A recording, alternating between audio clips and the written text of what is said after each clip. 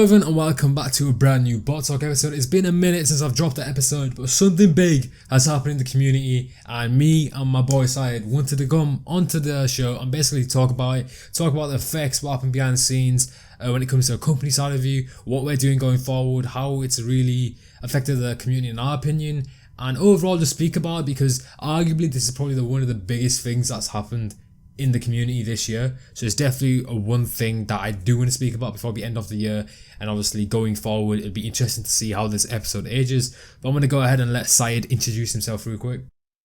So yeah, hi guys, my name's Syed. You probably know me from, I do too many things at the minute, but run a group, work for Balco, Phasma, Wrath now as well.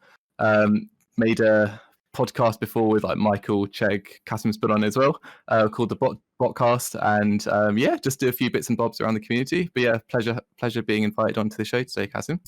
Yeah, man, it's going to be interesting because we have a very, very big pivotal event to speak about. And let's go ahead and introduce it. So if you guys are completely out of the loop and you don't know what we're referring to and you haven't read the title, it's basically about an event that took place on the 18th of December where tons of Twitter accounts within the bottom community got clipped. Everyone got suspended. Not everyone, but a wide majority of people did. We're talking about personal accounts, we're talking about company accounts, we're talking about accounts that just interacted with giveaways.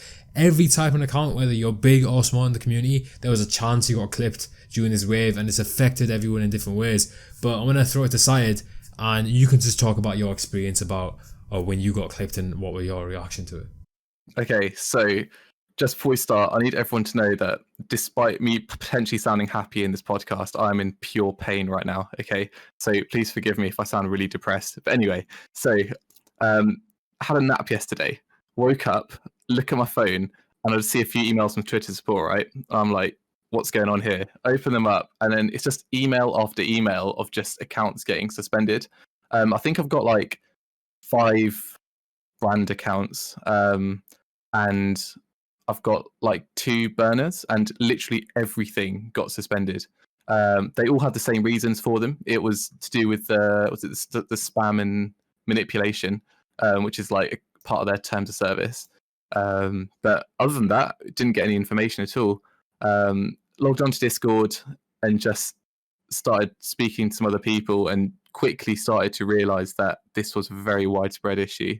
I don't think we've ever seen anything like this, to be honest. I mean, we've seen Wrath get suspended. We've seen Ganesh get suspended before. Obviously, they weren't able to recover their accounts and had to start fresh, but not to this scale. I mean, we've got like there's a server out there called like Twitter bans or something where we sort of just added loads of people who got their accounts suspended yesterday, and the issue is just huge. Like you got like Notify, AM Notify. Kodai got suspended, Hyper Raffles. There's just so many. Like even the Essentials by Syed got suspended, and people thought that was untouchable. So I mean, it's so it just shows really like how widespread this issue is. I'm not gonna lie, it feels very, very weird, as we were just discussing. Like what do you really do? Because the fact of the matter is, we actually spend a lot of time on there, and it's obviously not just for social purposes. But yeah, it's pretty stressful at the minute. I'm not gonna lie. I'm sure you feel the same way with your personal account. Well, with me, it was different because basically I just got back from the gym, had a shower. I was about to sit down to do some stuff, to do some work, and I go to my emails and I look at the updated tab and it says Twitter, and I'm like, okay, maybe one of my Twitter DMs emails got pushed there. I don't know. Well, and it says your Twitter account has been suspended. I'm like, okay, this isn't good, is it? So at that point, I was under the assumption that it was just me. So I was like, okay, rip, it's fine. I can, make a new account, get people to tweet out that, I made a new account, kind of build everything back and appeal it and hopefully get my account back. And then what threw me off was the reasoning. And the reasoning that they gave us was platform manipulation and spam. So at first I didn't really click onto it because I was like, okay, it's a BS reason. I haven't done anything to actually get suspended, so I'm just going to keep doing what I'm doing. But I then went onto my phone, went into a group chat I'm in with a bunch of people from the community, and they said they all got clipped as well. So I think it happened at a very similar time across everyone. So then I was at that point like, okay, we've all been clipped, but why? So then I was speaking with some of the owners of Layout, one of my groups, and they were speaking about the fact that overtook enterprise, which is something we're gonna get into later, was one of the reasons. Obviously, we don't know if there's any backing to that. That's kind of the general rumor at the moment, but that's what I was being told. And I go on my phone, and very similar to you, all my accounts linked to my phone number were clipped. So a burner that I haven't touched in 3 years clipped, the TheBotTalk was clipped, and my main account was clipped as well. So it collectively around 20,000 followers if you bought them all together. So like at that point, I'm panicking because I've lost my personal brand account, I've lost the TheBotTalk account, and I've lost my burner as well. So then I was kind of feeling the same thing as you, Syed, at the point where like I was like, what do I do now? There's nothing to do. So I think from that point, everything just started kind of developing, and everyone started creating their own rumors about it. Yeah, absolutely. I think at the start we saw a lot of finger pointing, sort of, and to be completely honest, I don't agree with a lot of what's been said. I think it can be, when obviously like emotions are high and running wild, it can be quite easy to say, oh, this is because of X, Y, and Z. I mean, we may as well just name names. So you got like Jack and Overtook Enterprise and like Flash, who doesn't work for me actually. Then you got like Raven, who does some work for Ganesh and Orbit and stuff. Anyway, there's a few different like people / organizations who run basically a lot of the PR for the majority of the big pages on Sneak Twitter. I think a lot of people aren't really aware that a lot of these big pages aren't run by like the owners. We have literal like teams just in place to organize giveaways, to arrange relationships between different companies, to sort out the graphics. Like a lot of these things are not organized on an individual basis. They're given to a team who then with either insources or outsources the work, for example, the graphics, and then they collaborate to basically transfer, to basically organize giveaways to encompass the widest variety of pages as possible. And the overall aim is just to expedite growth, which is sort of what every page wants on Twitter, especially within our industry. It's been going on for a long time, this. And to be honest, this has never been an issue. This has never been pinpointed as being an issue, because although you've had the odd account get suspended in the past, like Wrath and Ganesh, right? This hasn't, we've never seen it at this scale. We've never seen mass waves of bans. And these people who have been suspended for like spam or whatever, like they weren't doing anything different than what any other page was doing. I think for that reason, it's probably harsh to pinpoint the finger on the guys who run the PR stuff, because because if they weren't doing it, then the pages would be doing it anyway, either by themselves or they would have outsourced to someone else. And the same thing would have happened. So I think that's harsh. Yeah, so my kind of thoughts on it is like Flash, for example, he organizes like a lot of the TheBotTalk giveaways. So like if you go onto the TheBotTalk page, you'll see a bunch of giveaways. He just DMs, he says, yo, do you want to jump in this giveaway? I'll say yes. If I say yes, I'll say no if I want to say no. But then he obviously, there's people in the community meant to develop these relationships, and basically they leverage the fact that they can get X account with X amount of followers into a giveaway to create big giveaways. And obviously some of those accounts are their clients, some of them are not. TheBotTalk, personally, I did not hire a PR for it. I kind of do my own thing. Same thing with my personal account, and essentially it got clipped. But if you guys are watching this, you know the TheBotTalk account is up. Now what happened is, one thing that we kind of missed, essentially, from my knowledge, I could be wrong, correct me in the comments side, you can correct me as well, but essentially when your Twitter account gets banned, I think they ban your phone number as well. So like any account linked to my phone number got clipped. So for some weird reason, the TheBotTalk survived. It got suspended and came back. I basically logged out of all my accounts on my phone, logged on desktop. The TheBotTalk came back, but my personal burn is gone. So in a way, this is beneficial because obviously this brand account has like over 11,000 followers. It's the main thing that drives the episodes. But obviously the personal account, it isn't just for socializing, like Syed said. Like the personal account, if you have a lot of following, if you're watching this, you'll understand. It's meant for connections. If I jump in someone's DM and I have 150 followers, right? Regardless if my name is Qasim or not, it's not going to make a difference. It's not going to pay attention to it. That is a sad reality of any type of business relationship, really. But if you have 6,000 followers, even if they don't know who you are, they're still going to check out your profile. You go to the bio, they say, oh, I work at X company, I'm PR for this company, I'm admin for this company, I own this company. It catches people's attention. So the main negative point of this is that our personal accounts that have been used for connections for years, and what we've spent time building, like months of, creating content, interacting with people, building relationships, has been clipped. So now we're at a point where, like you said, people get annoyed to start pointing fingers. My general idea of what happened is that obviously platform manipulation. There's one bullet point under the definition there in their actual Twitter page when it comes to defining it, where it's like pushing people to interact in a certain way to grow a certain profile or tweet. So obviously that's what giveaways are in a sense. And people are pointing fingers at Overtook Enterprise. Now, there's actually a screenshot flowing about where Jack has 11 big accounts signed into, and there's a screenshot. I spoke to him because he was meant to come on here. We tried to get him on here, but he was busy. But essentially, that screenshot was from 6 months ago. And if you look at the AVIs in the actual picture, I'll put it up on screen right here. If you're watching this on Spotify, then obviously I'm sorry about that, but you can come over to YouTube and have a look. But essentially, those AVIs are old. But then it puts into question that he was logged into his 11 accounts at that point. So let's say 6 months ago, for example. So 6 months ago, if this happened, is he to blame then?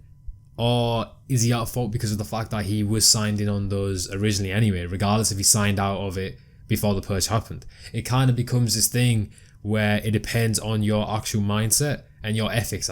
I don't think ethics is the right word. I think it's just your general opinion. Is it his fault? Is it not? Is it just Twitter being... How could he have been aware? How could he have been aware though? Because this is literally how our little ecosystem has worked for so long. Since when I started on Twitter in the sneaker scene, this is literally how I found all the pages, through giveaways. I mean, I'll start it up with literally nothing. I joined my first cut group by winning a giveaway, and then through that I found out about other companies and stuff. And that's just sort of how I gained awareness of a lot of different brands. I think that the giveaways has just been such an important factor within Sneak Twitter, and to be honest, I don't think Sneak Twitter would have been as big as it is without those giveaways, because it just allows one person to have exposure to so many different pages that they just otherwise wouldn't have had exposure to, and then through that it gives them more exposure to the businesses get more clients, etc., and this allows Sneak Twitter to grow, which is highly dependent on the platform, which is Twitter, obviously. Should the PR teams maybe have been more aware of the terms of service? Potentially, but they also had no reason to be, because there was never an incident like this in the past which may have triggered that worry. I think, just to play devil's advocate, right? So I've spoke to people that are well versed on getting rare Twitter ads. If you look at the layout at the moment, I think we have plans to change it. We have a very unique at. And there's a lot of accounts like that. Just general people that have knowledge regarding Twitter accounts know that there is a risk when it comes to running large brand accounts. You should be hosting it on a server. You should be using a burner sim or a different sim. So just playing devil's advocate, you could make the assumption that a big company like this should take those precautions in the first place. But I do see your point in the fact that this has never happened before. So this has never happened before. We literally, if you told me a week ago these accounts are going to get clipped for hosting giveaways, I'll look at you you're stupid, it's a giveaway. Yeah. But obviously we're wrong, because see, this is what I've been considering in my head. This is going to change everything. Conventional sneaker Twitter marketing is gone. It's clearly a hazard. When people think about running these types of big giveaways on a repeated basis, they're going to refer back to this point. But leading up to this point, it's never happened before. You get suspended, you get suspended for a random reason. You just make a new account. But it's never been to this scale, and it's never been because of the fact that everything just trickled down. So obviously all your accounts on one device got banned. Let's say one account on one device got banned just for being on that device. It then transfers over to anyone that had that account on another device, and it just keeps growing. And I think that's what contributed to all the accounts getting clipped. Personal accounts, business accounts, because it has such a large spread of suspensions to the point where this wasn't really an issue that you could ignore. Maybe if it was a few big accounts, like you mentioned, Raf got clipped a while back, and obviously people took notice, but they went about their day. It's just another account getting clipped. But to this scale, it definitely caught some eyes. But here's the question, right? So Raf came back, but they've obviously done a number of giveaways and stuff since coming back. I know that because I've been involved in some of those, but how is it that their account is still standing strong? Why is it that Wrath is still alive but Ganesh is not? Why is it that other pages, like, I understand Cyber probably doesn't, they don't do that many giveaways anymore, obviously because they just don't really need to, but they've done a lot of giveaways in the past, and why has that not been flagged up? So I don't know. It's just the issue is here, I think, is the inconsistency, and that's something that's very frustrating because it doesn't really give us a good idea as to what the rules actually are. If, for example, Twitter were to give us like a warning at some point and just to message the pages saying you've been warned for potentially violating this or that, at least we would know.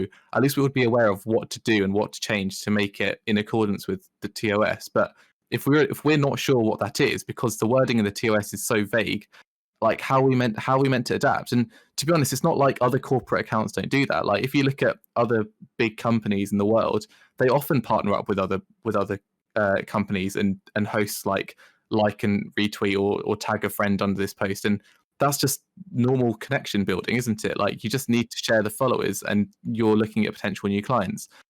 I don't think what Twitter's done here is right, but with the scale at which Sneaky Twitter's growing, and the rate at which it's growing as well, which is really fast compared to a lot of other communities, I think it potentially has been a long time coming for Twitter to intervene at some point. Yeah, so touching on your point of inconsistency, I do agree there because, like, you know, I went on to it afterwards and there were a bunch of people laughing like, oh, we told you not to do XYZ, or a bunch of people with their accounts just like up. And I was just thinking like, yo, all these people have done the exact same things that we've done. Maybe not in the same frequency, I understand that, but they've still done that. And I think one point that is worth mentioning, if me and Syed are getting this wrong with how the bullet point looks, then let us know. But just from our general understanding and what people have told us and, you know, what's going around, this is why our accounts got clipped. So, like, I think there is a conversation about the fact that, like, why isn't everyone clipped? Because arguably everyone's done what we've done. Maybe not to the same degree, but they've still done it. Like, let's say if I go rob a store, right? And obviously I break the law, right? Yep. Let's say you go rob 5 stores, right? You've still robbed that first store. So you've still broken the rule, no matter what the frequency is, right? So then it becomes the idea like, yo, we've both done something wrong here, so why is it that I'm clipped and you're not? And I think one thing that Twitter needs to do is introduce warnings, like you said. With Discord, if your account is breaking terms of service, they send you an alert. One of the servers that I manage got sent an alert a few days ago. Actually, no, yesterday, the same day this happened. And, you know, we quickly analysed what we were doing wrong, and then we made the changes, and the server's still there. So I feel like if they literally sent out one mass email to all accounts that are connected to this niche that are breaking the rules, saying, yo, you cannot do this, all your accounts are getting banned. From that point, if you continue to do that, then obviously you can't get clipped. If you don't continue to do that, then I feel like that's fair, because there's still accounts out there that haven't been clipped that did these things. Yeah, I agree. I think this whole situation really just shows how fickle and fragile our sort of ecosystem is. I think that we have a huge reliance on third-party apps which don't actually benefit from what we do. So not just Twitter, but also Discord, also Slack. Like these are third-party applications which they literally gain nothing from hosting us on there. For example, like if we use Twitter ads, like at least Twitter would gain some kind of commercial success from it, but they don't really gain much from us being there, whereas we gain a huge amount from them. So for instance, a lot of like restocks and stuff all happen on Twitter. New product releases happen on Twitter. We get hype for products. All that stuff just all comes from Twitter, and it's all just free marketing, and Twitter gain nothing. In the same way that we use Discord for like dashboards, for like cook groups, bot Discord support, everything. Even this voice chat now is being run in Discord, and it's about a commercial scene. I think we have a huge reliance on these things, and it's potentially risky. I saw someone discussing in that like Twitter banned Discord about maybe like someone making like an alternative to Twitter or something. I think the concept is good, but I think it's just so infeasible to be able to do that. And I don't know, are you in that Discord, Qasim? I'm not sure. Which Discord is it? Is it the... I It's don't just know. called Twitter bans. Oh no, I'm not in there. Okay, so basically, a few people who got banned are all in there anyway. So someone, I can't remember who it was now, but they were saying they was suggesting like they wanted to make a new version of Twitter and basically transfer all of Sneaker Twitter on there. The issue with that is that you've then only got people who are very deep into Sneaker Twitter who are then joining that, and then by doing that, you're then limiting your clientele. The benefit of Twitter is that people are already on Twitter. You're just bringing people in. If you're then taking people to another platform, you can't just sell to Sneaker Twitter. You've literally got to sell to the world to be able to bring people into that. And doing that, you're then a direct competitor to Twitter. Like these things are just so unfeasible. It's almost the same as Hyven. I think Hyven is fantastic. I think Hyven is a really good idea. I just think that it needs to be a bit more global than to just be based around Sneaker Twitter sort of thing. And I think they want to do that. I think Hyven and a Hyven, which is a Discord alternative, compared to a Twitter alternative, is two different things. And he's right, because basically with Hyven, right? Let's take it into a bot scenario, right? You hook up a dashboard, they send you to Hyven instead of Discord, and all the support, all the channels, all the announcements is in a Hyven channel, right? But you compare that to a Twitter alternative, right? The Twitter alternative is based on engaging current customers and bringing in new customers, like you said, right? But with Hyven, they don't need to do that. If you want to put this in a bot scenario, your Discord's only there to literally support your existing clientele. It's not like you can't just join the site of a Discord and have free channels there to look at. It's all based on the fact that you have a key there. This is obviously applying it to the Cook Group brought this community scenario. Obviously on a wider scale, I understand your point, but like the Twitter alternative argument is stupid. That no one's going to entertain that. No one's going to go down that path. The main reason why this community is thriving the way it is because it's on Twitter and it engages new people, like you said. The Hyven alternative is a good idea because there's more expandability. Obviously, there is going to be more features. But going back to the idea of how fragile all this stuff is, you are right, because I was thinking about it yesterday. Let's say earlier down the road, I chose to be a PR and I was PRing 10 companies. Assuming all those got clipped in the wave, my income's gone pretty much. Unless like I make the accounts again. But then at that point, I'm like, my clients are now at 0 followers. They're gonna have to build it up again. And it's lucky that what I'm doing isn't relying on Twitter. But I know your businesses do rely on Twitter, kind of. Like, you know, you've got Essentials, you've got your other businesses. You've got too many to name, bro, so I ain't gonna name more. But like, we are having this conversation last night where like we didn't know what to do. You know, are you gonna go to TikTok? You never know. Are you gonna go to YouTube? Are you gonna, you know, make a new Twitter account and start from the beginning? It's a lot of questions to be answered, and there isn't a formula. There isn't like a guaranteed way to go about it, and I feel like that's what's scaring people. I completely agree. I think, to be honest, as I've already mentioned to you, that's definitely scaring me. I think because Twitter was just everyone knows how to use it on Sneaker Twitter, at least. Everyone knows the winning formula. You just go on, you build connections, you do giveaways, you grow, you repeat and grow and repeat and grow. Eventually, you get to a page the size of Kodai or AM Notify or Notify, etc. They obviously getting to that size obviously takes a huge amount of commitment, dedication, relationship building, and props to the guys who've gotten them to that stage. But it was a winning formula. I mean, everyone did it. It's not difficult to be on Sneaker Twitter and to eventually get to 10k followers. It's fine if you just run the right giveaways and get the right relationships. It's pretty doable. I think now we really need to start considering other options, because if we want to continue growing, we can't rely on Twitter to be able to do that.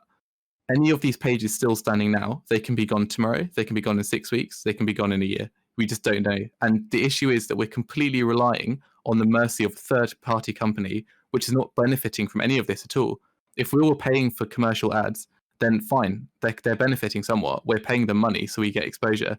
But at the minute, we're just using their platform and getting free exposure. We're becoming profitable from it, whereas Twitter gains nothing. So they've got every reason to be pissed off by it if you think about it like that. And to be honest, that may as well have just been one of the stimulating reasons for them feeling like they've been conned out of profits. You know, I mean, every other commercial company's got to do it, so why don't we?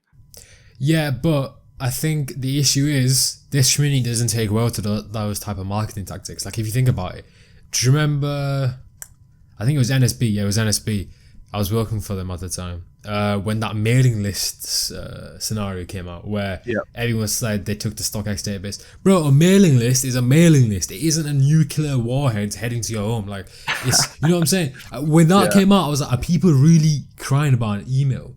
Like, an email, bro. Like, go outside, get some vitamin D, bro. Like, do you know what I mean? And then that's why I feel like buying ads just won't work. Like, because I'm going to be honest, if I'm scrolling Twitter and I will 110% say if a cut group or a bot buys ads, there'll definitely be someone on the timeline complaining about that fact that there's that ad on their timeline.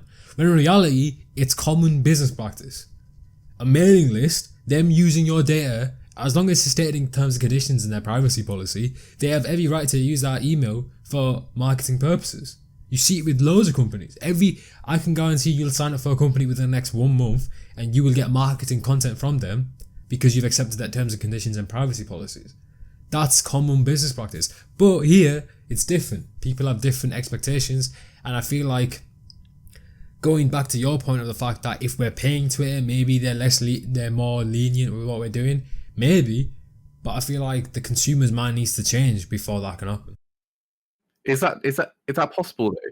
Genuinely, do you think that's actually possible to change the consumer mindset? I feel like it's just been like this for so long. I feel like there's such a lack of trust in the community that we only really buy a bot. Well, okay, that's different, but certainly before people would sleep on new bots all the time. But think about why. Think about all the bots that have joined and then exit scammed. Think about all the bots that worked for 1 week and then they just died straight after. Think about bots now which have been promising updates for like a year and just haven't updated. Like, this is the reason why we have trust issues, and it's partially, I don't want to say due to ourselves, because I have no affiliations to any of these companies who have done any of the above the things that I just mentioned, but you can understand why. And I think when you start seeing like, and if I saw an ad or something on like Instagram or Facebook or like Twitter, like they don't sell to me. I don't look at it and think, oh yeah, I want a bit of that. I don't like that, because it just doesn't look legit, because it doesn't follow the general formula. The general formula is a brand builds reputation through followers, giveaways, etc. They build relationships. The dev or the PR guy or the owner will probably be a prominent figure on Twitter, and then you buy the product. That's just how it works. If it's just a random guy, or like, for example, like Crep Chief Notify on Facebook, just a guy pulling up with a box of Yeezys in a rented out Lamborghini, like this is not sales tactics which is appropriate for sneak Twitter. Whereas if you go onto Facebook, it is, because Crep Chief have like 4,500 members, which is more than like 99% of cut groups do through Twitter. Like, this is the thing. I genuinely think it's time that we start rethinking our marketing. You can rethink the marketing, but I don't feel like the consumer's mind is going to change, because the general idea is that the consumer's mind in this market is completely unreasonable, 100%. Like, think about it, right? If you think about commercial software, for example, you usually pay for a certain update. This is probably going to be a bad example. I'm probably going to get roasted for this, but I'll go with it. So you pay for a certain update, right? You don't expect any updates to that software. What I'm trying to get at is that I feel like, in general, the expectations and the demands of a consumer in this community is too much, and I feel like it should be drawn back a bit. But then again, how is that going to happen? Because if you're used to getting X amount brought to the table, and then you suddenly see that less amount is being brought to the table, you're gonna react negatively, because you can see that there's slowly less and less what's the word here? There's just less and less being brought to the table to you. So I feel like a switch does need to happen, and I feel like a switch will happen eventually, but I feel like people are going to complain about it, because like you said, maybe if you bought ads it would have been different, maybe, because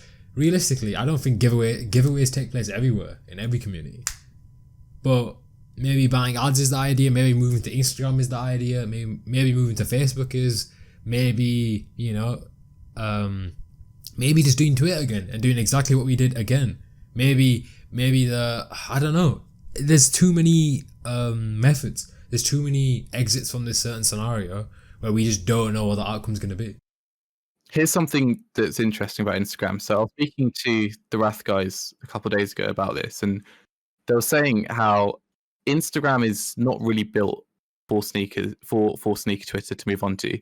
And here's the reason. So on Twitter, you follow a page, for example, and you like a few tweets, or you see that product and you think, okay, cool, that's a cool product.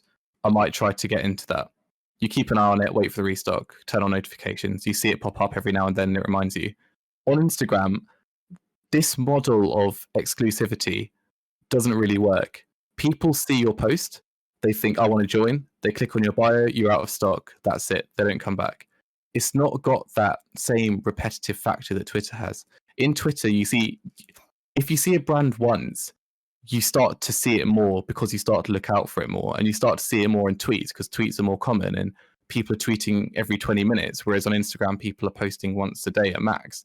And that's a very active page. You know what I mean? Like, this is, I think Instagram is not really built for sneak Twitter. I think it was better since they added stories. I think that adds a lot more potential, especially through shout outs, giveaways, restocks and stuff. That's good. But I don't think it's I don't think it's a platform good enough for a mass migration. And I think that's why it hasn't really happened yet. You've got a few groups which are based on Instagram. You've got like Drop a Clock, a group I used to work for, like Preem Profits. There's a few other groups which are based off it, and it's fantastic that they've done well from it. But you can see them working on Twitter because they realize just as much as everyone else does that Twitter's a better platform to sell on. Twitter's a better platform to get engagement on. It's easier to build followings. It's easier to host giveaways. Twitter's a good platform, and I think it's going to be a while until people realize the winning formula externally from Twitter. I think 2021 is going to be an interesting year. Yeah, I mean, 2020 has already been a weird year, and this kind of just topped it off, really. I thought it would have been like quite December, but you know, things change. But yeah, it's going to be interesting because, you know, now the idea is that what do we do going forward? And that is something I did want to speak to you about. What are you personally doing with your personal account? How are you going to navigate the space? How are you going to navigate your business accounts? What's kind of on your mind at the moment? So for me personally, as I've already mentioned to you, I'm probably going to head towards YouTube. I think for now, I've released a couple of videos before on Twitter and stuff, and they've gone down quite well. Got good feedback from them, so I think I'm going to head down that route. I don't know if it's going to work, to be honest. I really don't. I'm going to have to just see what happens. Regarding the reasoning why I don't make a new Twitter and run with it, I want to see what happens with Twitter. I think by making a new account now, I'm potentially just going to compromise any chance I have of getting my one back at the moment. So I'm just going to stick to the rules, just see what they say, and just go from there. I think with the YouTube thing, we've already seen massive success from like Botter Boy Nova, obviously, and then you've got Lucky Botter. More recently, he's come onto the scene and done very well. We've got other guys like Burgers Kicks, Sneaker Mammy, like Erdon's Kitchen. All these guys are doing quite well, and they're slowly growing, and they make, you know, they're doing fine. They can promote their content as much as they want. I think it's a lot more effort than Twitter is, obviously, as you all know, because you're a regular uploader. But I think it can also work quite well. I think as long as you get the right strategy going and the right methodology, it can do well. But I think it does need a lot of experimentation, and it's nowhere near as straightforward as Twitter is.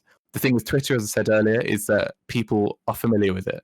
If you start one company on Sneak Twitter and you grow it a bit, you can start 10 more and follow the same formula and you'll be fine. On YouTube, I don't feel like anyone's really found that winning formula apart from Botter Boy Nova, to be honest. I think we'll get there over time. I think recent publicity regarding reselling has been a good thing, to be honest, even though it's brought around a lot of hate towards our community. But I do think all these little things might be heading in a direction of general positive growth across a number of different platforms. I think Instagram's saturated, to be honest. I think Instagram's saturated. I spoke to Copper Clock yesterday about a couple things on Instagram. He was just saying how difficult it is basically to really grow now, because there's before, when there was like 10 or 20 resale pages telling you the estimates for the next Yeezy drop, there's now like 200 all posting the same content. And how do you really differentiate from that? And now, because it's harder and harder to cut manually, it's and the majority of Instagram users are obviously manual. It's just difficult. I don't know if Instagram's the one. I think some people will transfer over to Instagram and they'll kill it. But I think that a lot of people transferring from Twitter to Instagram will find the transition difficult. Facebook is largely ad driven, to my knowledge. So that might be. But then we go back to what you said earlier, Qasim, about ads not really selling to people in our community, which is then a catch-22 because you're trying to do something, but it's just it gets complicated. To be honest, I don't know. I think I'm going to stick with the YouTube thing and see how it goes. But we may have this conversation 3 months down the line, and I'll be like, I was a complete idiot, and now I'm on TikTok. So, yeah, well, I'll tell you now, and trust me, you can quote me on what I'm about to say. You will 110% be successful at YouTube, and I'll tell you why. Oh, it's not. I'm not being nice. You're about to find out why. Listen, I don't know, but you've got a good personality, and using facecam, so you'll be fine. So, but I'll go ahead and break down everything, right? YouTube in this scene is arguably one of the easiest communities to grow on YouTube, and like, generally speaking, I have friends that are not in this community that I speak to on like a daily basis, and when they saw my first views come in, this is before doing bot restocks and the bot talk. This is literally from the ground, because obviously I made this channel 2 years ago. I had to build it up. Everyone was surprised at the fact that you can get so many views based on the content you do here. And now the next part is that the overall quality expectations is stupidly low compared to other communities. Stupidly low. Bro, I am gonna tell you right now what the formula is for probably 65%, 70% of live cut videos in this community. You ready? Mm-hmm. Background music, the desktop audio, and some text on the screen. That's about it. That's literally it. Bro, that is a year one project at school. That's what that is, right? But for some weird reason, people are just completely fine with it. And I think the idea is that these bots, when they're going bing, bing, bing, and there's a bunch of green text on the screen, they know that, I don't know, Shoe Flipper 123 on YouTube is making £1,000 profit of this release because he's copped all this. And the main idea behind the video isn't the quality of the video, but it's what's within the video. So if you cop 20 Yeezys, but your editing's horrible, people are still going to like it. You're still going to bang 5k views. If you title it properly, for the thumbnail properly. Now, going on to you, we might as well make this about you because you're going to switch to YouTube. I'm not going to act like an expert, but I've been doing YouTube for many years. Past this channel, I've had like 3 channels. I've been doing it for like 5-6 years. You will 100% pop off in this community because of one reason. You saw this with Sneaker Mommy. You saw this with Lucky Butter. It's the main reason why people pop off, and the reason is that your face is there. Countering my point, there's people in this community that just have their voice and they popped off, right? Mm-hmm. E-Man is one of those examples, but he's switched to facecam and his growth has gone up. Trust me, when it comes to facecam, you can just connect to your viewer in a different way. If your viewer comes to your video and sees the same mech UI every single video, right? Mm-hmm. There's no connection. If they come to your video and they see you sat in your office with your microphone, you're speaking to them eye-to-eye contact, you're developing a relationship with the viewer, and they know exactly what to expect. Bro, you're not going to get cosmetic surgery between a week. You're not going to look different. You know what I mean? So when you make these videos and you make this face cam and you're speaking about whatever you want to speak about, it's going to be successful. And you're going to stick out from the rest because of the fact that you're developing a personality versus just, creating boring content. And I know you and I know what you're capable of. So I 100%, if you stick at it at a very consistent basis and you just study this certain, like I told you last night, if you literally pick a certain area to dominate, 110% you'll pass me in subs in like under a year, 100%. Well, I appreciate that. I do hope so. I'm not going to lie. Honestly, I do want to do well in it. I don't know how it's going to work because I know it's just so time consuming. But we're going to have to figure something out, I think. What do you think it would be for example, like the common viewer watching this now or listening to this? Do you think it would be just as easy for anyone to jump in on the YouTube scene now as things are and get big? Yeah, and yes and no. The main reason, it's like 80% yes, 20% no. And the main reason why I'm saying yes is because more companies are realizing the fact that YouTube can pop off any company, right? Mm-hmm. I used YouTube to grow TheBotTalk. Our podcast has over 11,000 followers, bro. That should not be a thing, but it does. So that's proof of it. You see, Notify, Michael wasn't even bothered that Notify got clipped because Bot Nova, he owns, I think he's like a 1 year thing that he's like, he takes percentage. Don't quote me on that, but like obviously he's using his YouTube to leverage Notify and he's pushing people there. Honestly, Twitter is just the basis. If you don't have a Twitter account, that's completely fine.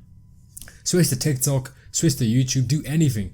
Anyone can get into any single social media platform. The main reason why they don't is because they look at the biggest people in that platform and they think they'll never get there. What you need to do is create your own personality. Don't name yourself Shoe Flipper Yeezy 123, right? Name yourself your name or like a unique username, right? Mm-hmm. And then you literally just build. You corner yourself into a niche, right? You find something unique to provide to your viewers and you just build. Look at me, for example, right?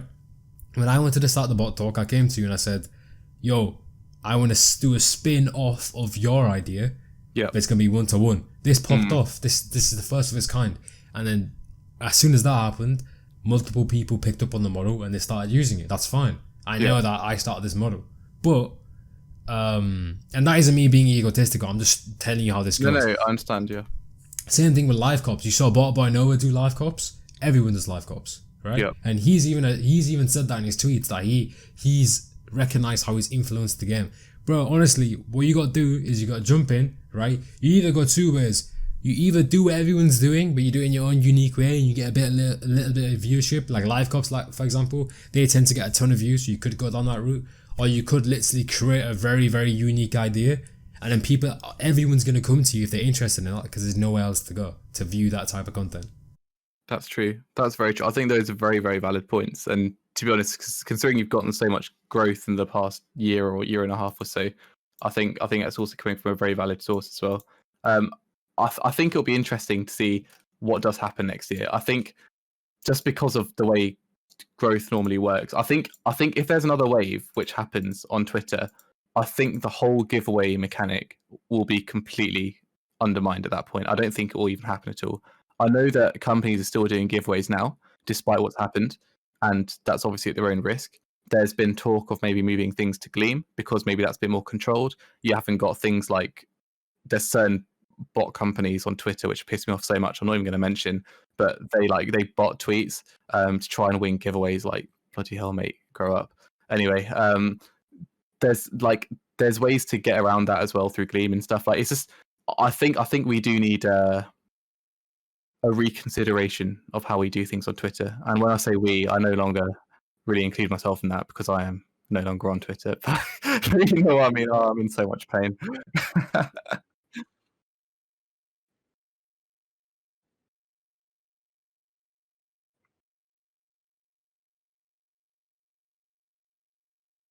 That's the thing. Yeah, I'm gonna mainly focus on YouTube. I've made an Instagram for Syed Soul. I mean, I might post content on there too. To be honest, I'll probably make it like a meme page because that's all I tend to post on Twitter anyway. I was just an oversized meme page basically. But I will. I don't know, to be honest. To give you an answer, I don't know where it's going to go. It's still very early days. Obviously, things just got banned yesterday, so still thinking things through. I think a lot of other people are in the same position at the minute. I know a lot of people are trying to go contact Twitter support and stuff. I don't think that anyone you find through LinkedIn or social media will be able to help. I just can't see them. Like, they have no need to help. Even if you offer them like money or whatever, I just can't see it happening. I just can't. I think this issue is just so deep rooted. It's obviously been planned because everyone got banned on the same day. I think there's more to it. I don't think this was the shallow level ban. I think Twitter have probably been tracking accounts for a number of weeks / months. Yeah, there's a bunch of theories that go into it. You know, you could say that they could do it for an extended amount of time. They were tracking all the accounts. At the end of the day, we don't know, and that is the main thing, right? And we tend to what's the idea? I'm trying to forget. We basically tend to create theories about things we don't understand, and that's what everyone's doing. That's fine. But for me personally, I won't be returning to Twitter until I get my account back. If I 110% know my account is never coming back, I might make a new Twitter. Yeah. But at the same time, I have no interest of even making them. Like, honestly, I get the fact that it's a huge business thing for connections, like I mentioned before. But at the same time, like, I've still got my Discord account, you know? I've still, my name is your name, my name, everyone who's been clipped, their name is still there. Like, if you came into, like, your account got clipped, let's say I wasn't friends with you, for example. Thank fuck. But anyway, listen, let's say you came into my DMs, right? And you said to me, oh, hi, I'm looking to do a giveaway. Well, not a giveaway, but like a group buy or something. I know who you are. Even if your Twitter gets clipped, I know that Syed owns this, and this. And, you know, and I know who you are. It doesn't take anything away from you. Obviously, there's a bit of leverage taken away because you don't have your Twitter account anymore. Yeah. But there is still ways to go forward. Personally, for me, I'm just going to stick to Instagram. My Instagram will be linked below here. That'll be the main thing.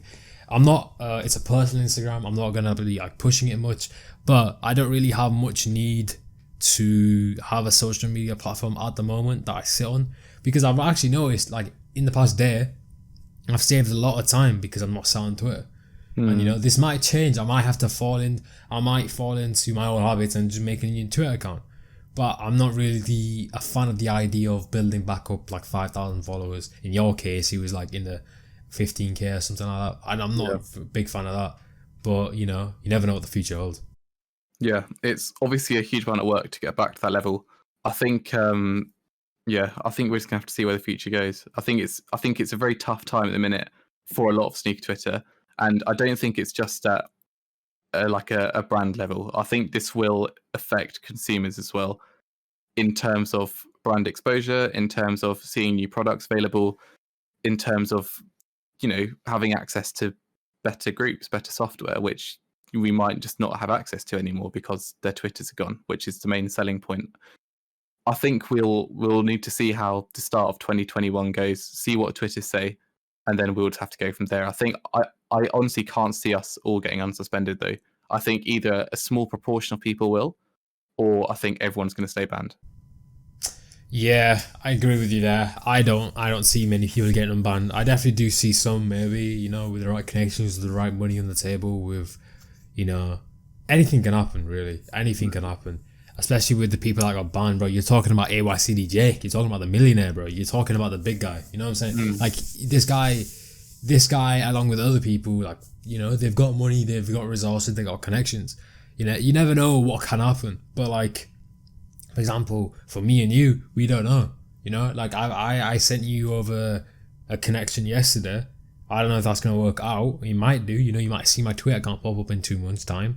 But at the same time, Twitter might just come back from my appeal and say, oh, sorry, you know, you're right. There's your account again. I hope that happens. But you never know. And I feel like that is the best way to end off this episode. We're just going to leave the question with the viewers of how is everything going to change going forward? Is there going to be dramatic change? And I think that's kind of the main pivotal point. And I think the main overarching point from all of this is that everything we're doing right now is very temporary. Like, you could wake up tomorrow and everything's gone. And that's kind of what happened here. So it's always important to have backup plans. It's always important to develop skills that isn't restricted to this niche.